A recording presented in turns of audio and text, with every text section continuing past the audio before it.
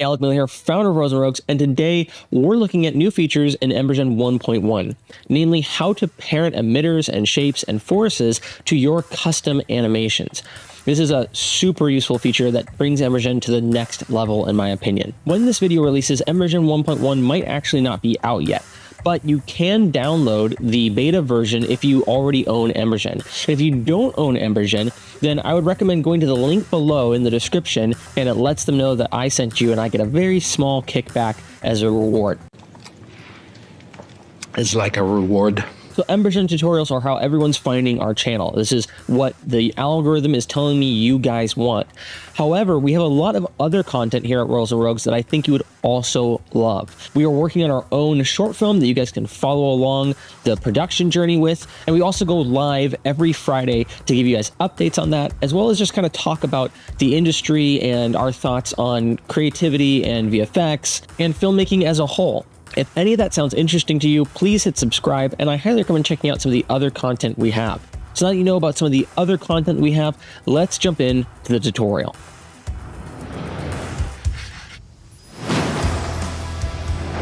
Now, of course, the best thing to start with in order to do this is a dragon, right? Dragon's the ultimate breathing fire. I want the fire to follow where its mouth is, sort of example. I was able to find this awesome dragon model on Sketchfab from Last Quiet Spice. I believe that's how you say that. It's free to download. All you have to do is have a attribution. So it's a CC, it's Creative Commons attribution. You just need to cite that you're using his stuff. And he has a little Word document here where you just copy and paste this into whatever you do. So that's what I'll be doing. You can find all this information and this model in the description of this video. So you want to import your model into the 3D program of your choice. In this case, I'm using Blender. And I did add a little bit of motion here. That's the only thing I did. So I left everything the same, all the bones and everything. And all I did is add some side-to-side motion because his model is floating in place. And so all I had to do is go to your root until you find the root bone, go into pose mode, and then simply just animate that bone so it flies to the left or whichever direction you need it to fly in.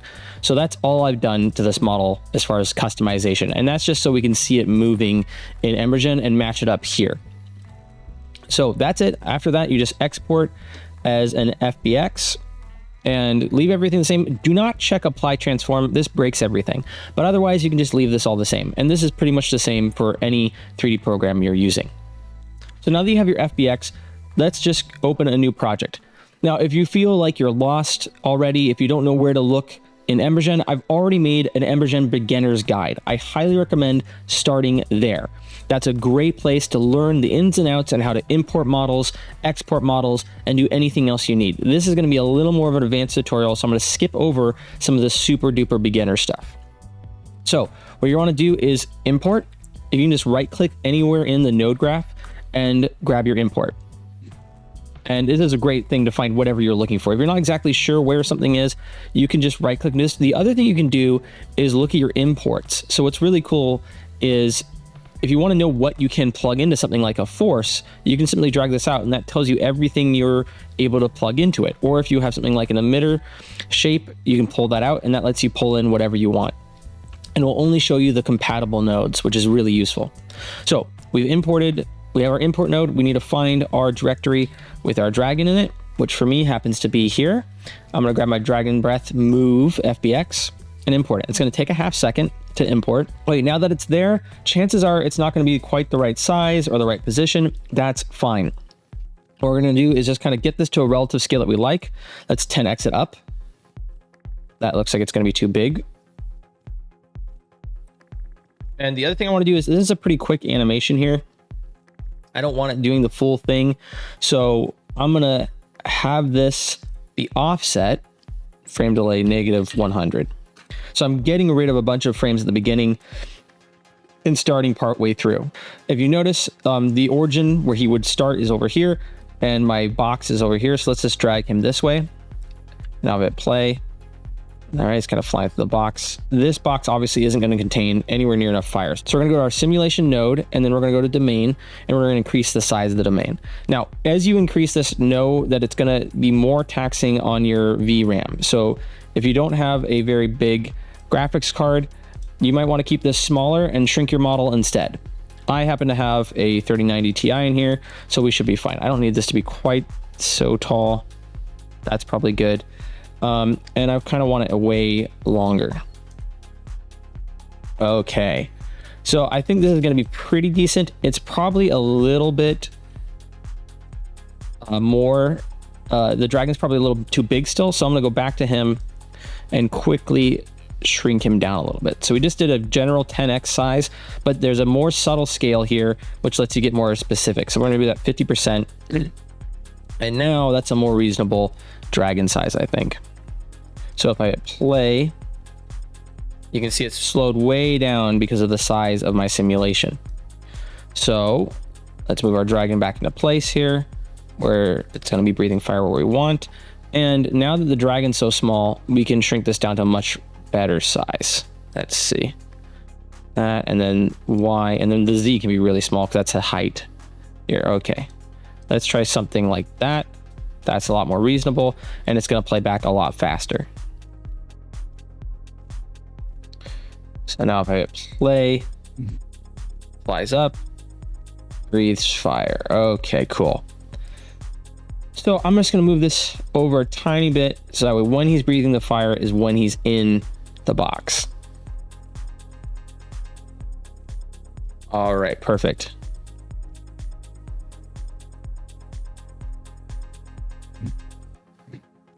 His wings just above the ground there.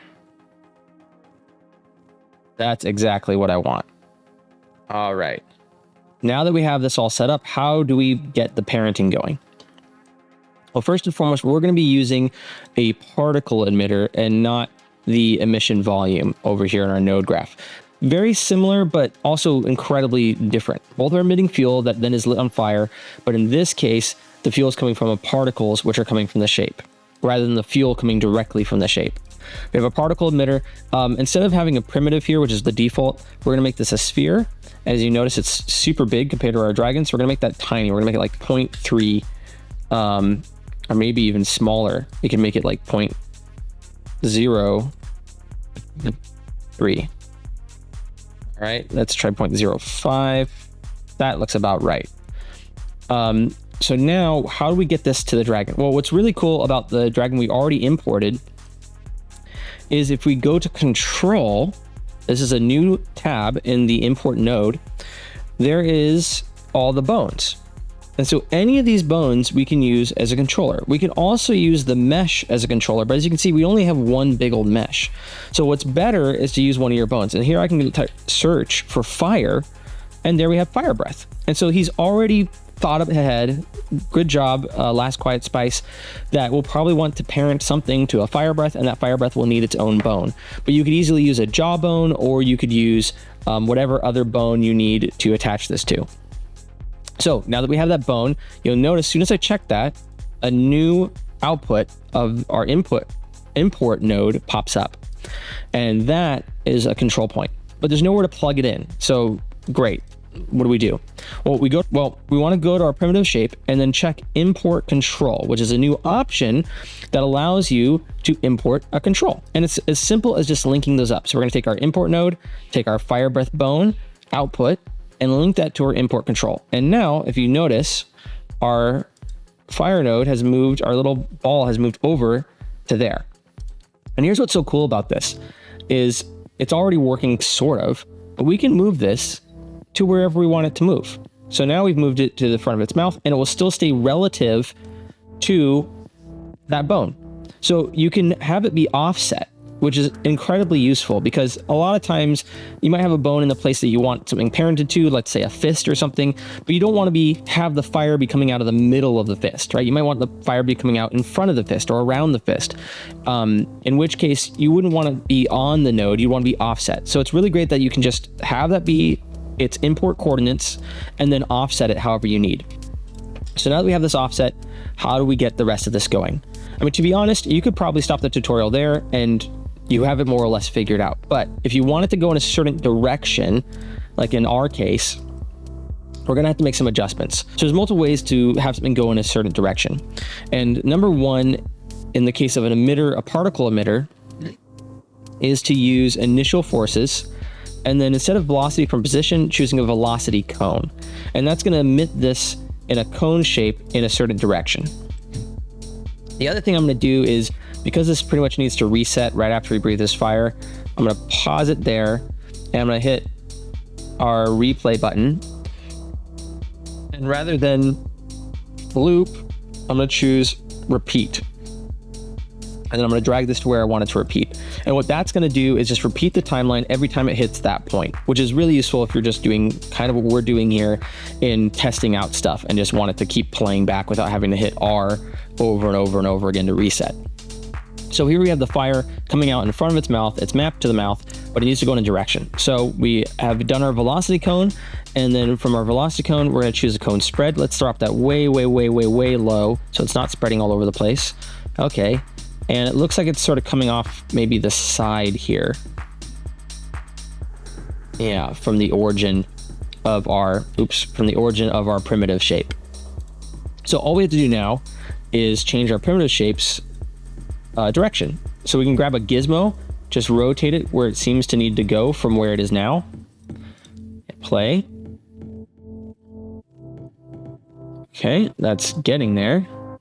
The other thing I want to do is let's increase the speed. So under our cone, we have speed scale. We can crank that up to like 8 for now. And that's going to times it by like 8 times, right? So essentially we're taking the speed it's currently moving at and multiplying it by whatever this number is. So we're going to multiply it by 8. So it's going to be going way faster when it starts emitting here. There we go. And as you can see, it's somewhat not going in the right direction. So we grab our primitive and we simply just rotate it about where it needs to go. Let's try that again. There we go. I overshot it a little bit. Probably like that. And then let's see, and it's going way too high up. So let's grab this. And what's cool is also what we could do is I could grab it exactly where kind of it is right now and just tilt it. And that sort of tells it where you can kind of see, right? That's where it's going to end up. So now it's at play. And now he's more or less going what we want. So the other thing that's happening is he's starting to the fire way before it needs to, right? It's constantly going. There's a few ways of fixing this. The way I'm going to do it, because I want it to kind of scale up, is right about here. I'm going to have it start. So we're going to our emitter, and then we're going to go to emission and emission rate. And I'm going to drop a keyframe and drop that down to 0. Hit play. Well, we'll restart here.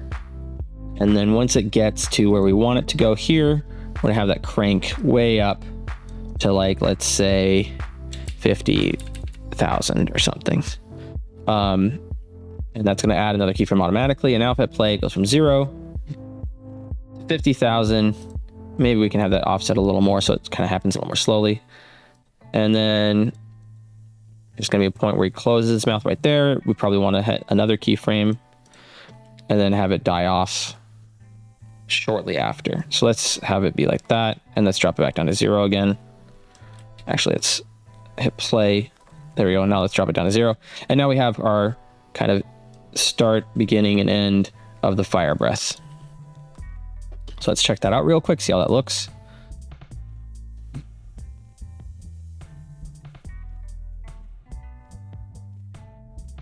Pretty cool. One thing I'm going to do is I'm going to move the dragon just a bit, because what I'm noticing is he kind of starts at, it ends before he gets to the end of this simulation. So it should be fine to move him up a little bit.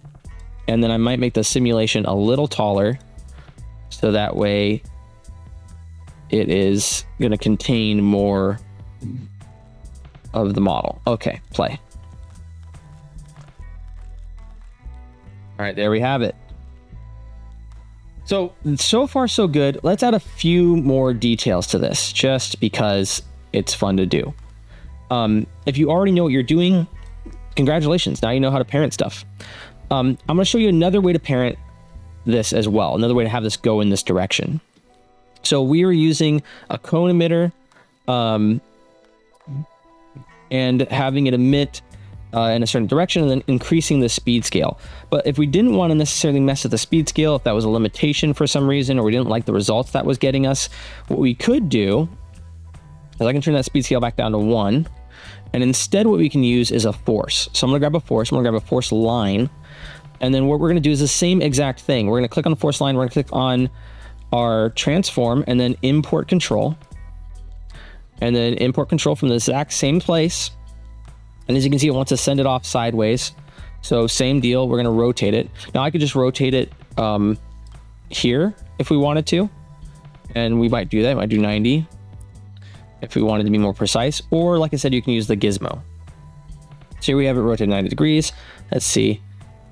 It's going a little too far downwards, perhaps for my taste. Maybe let's change it like that, just to adjust it a little bit. And then what we can do is change our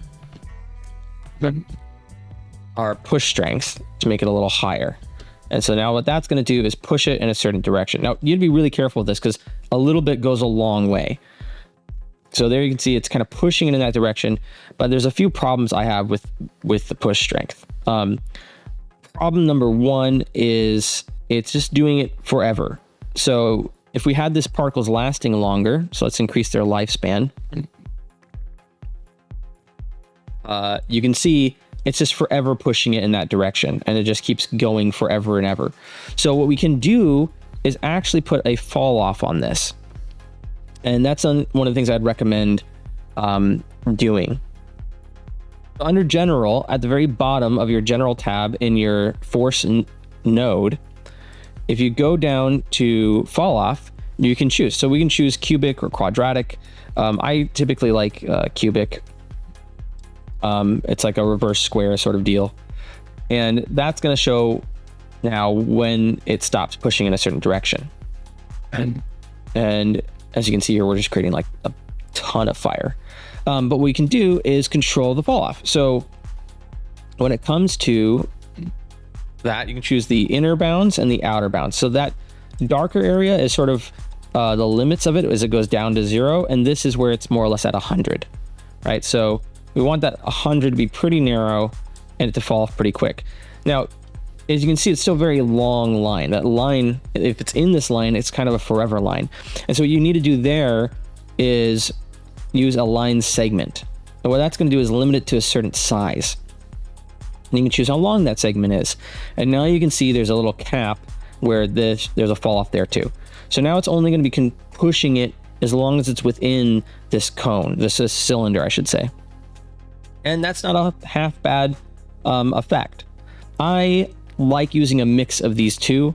You could turn the push strength way down here, and we could have the particles, our lifespan be a little different. We can change our initial forces again to have the speed scale be a little higher, right? And that's looking pretty explosive right now. So what we might want to do is we might want to lower our particle amount. So let's do that. Let's grab that instead of 50,000. Maybe we'll drop it by a factor of 10. And maybe this one too. Let's try that.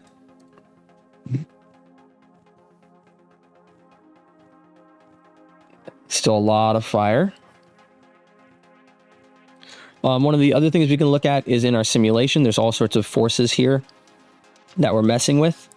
One of the fun things to do, you have to be careful about this when you're using it for both, but we could also add a collider. Let's do that just for fun. And under collider shape, we simply just do the geometry of our model. And now what's really cool is when it flaps its wings here and breathes fire, it should, yeah, you can kind of see that affecting. Let's move our replay a little farther. Yeah, look at that. Ain't that fun? Now it's affecting that. All right, so one of the things we want to do, right, if you want to art direct this, you should look at my kind of other two videos for that, but you can look at under our particle emitter, we can go to active forces, and here we can play with how much the volume's affecting it, right? And then how much the gravity is affecting it, how much dampening it has. One of the other things you can do is look at collisions. You know, we can add in a lot more friction, a lot less bounciness, and that will help it stick to the ground a little bit. The other thing we can do is change our injection. So we can drop the smoke down if we think it's too smoky. Let's see. It looks like the emitter is getting caught up in the dragon's body. And this is where I'm saying you have to be careful if you're doing this. All right, so it looks like our emission is colliding with the model when it's trying to emit, because I just turned up the friction on our particles and down the bounciness, right? So because of that, it's now kind of coming out and sticking to our model. And that's a little bit of a problem because it's a collider. So one of the things you might want to do is come down to simulation and turn on the thickness of collision. So it's only bouncing if it's like directly making contact with the actual dragon. So that's one way to do that. The other thing to do in this situation, I might turn off this line force too for now, is